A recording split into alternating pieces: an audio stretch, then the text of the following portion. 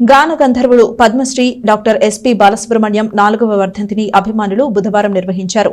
SP Balu చిత్రపటం వద్ద నివాళులర్పించి పేదలు, వృద్ధులకు అన్నదానం చేశారు.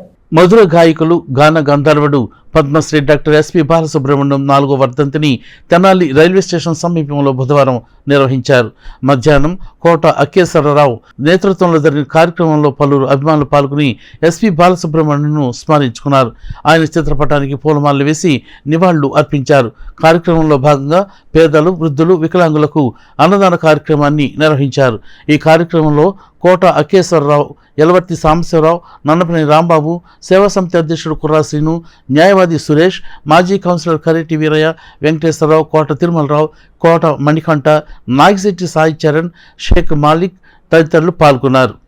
ప్రపంచంలోనే అత్యధిక పాటలు పాడినటువంటి మధుర గాయకులు, అందున మన రాష్ట్రంలో పుట్టి మన తెలుగువారు అవడం మనకు గర్వకారణం. శ్రీ ఎస్పీ బాలసుబ్రహ్మణ్యం గారు వారు పరమపదించి 4 సంవత్సరాలు గడిచింది. ఈ 4వ సంవత్సరం వర్ధంతి సందర్భంగా ఇక్కడ కోట అక్కేశ్వరరావు గారు, అలాగే యలవర్తి సాంబశివరావు గారి మిత్ర బృందం ఆధ్వర్యంలో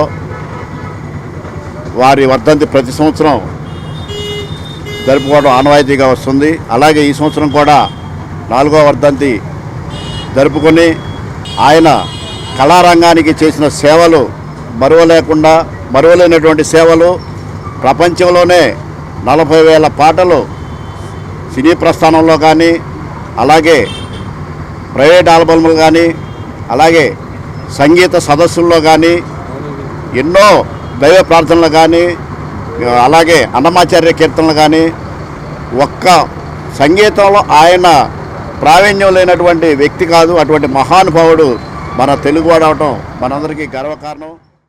పరమపదించి 4 సంవత్సరాలు అయింది. ఈ సందర్భంగా కళలకి కానాచైన తెనాల్లో ఆయన వర్ధంతిని జరుపుకోవటం మాకు ఒక విధంగా బాధాకరమైన, ఆనందకరంగా ఉంది. ఆయన చాలామందిని గాయకులు చేశాడు. పాడుతా తీగ జరుగుతా మా మిత్రుడు చెప్పినట్టు.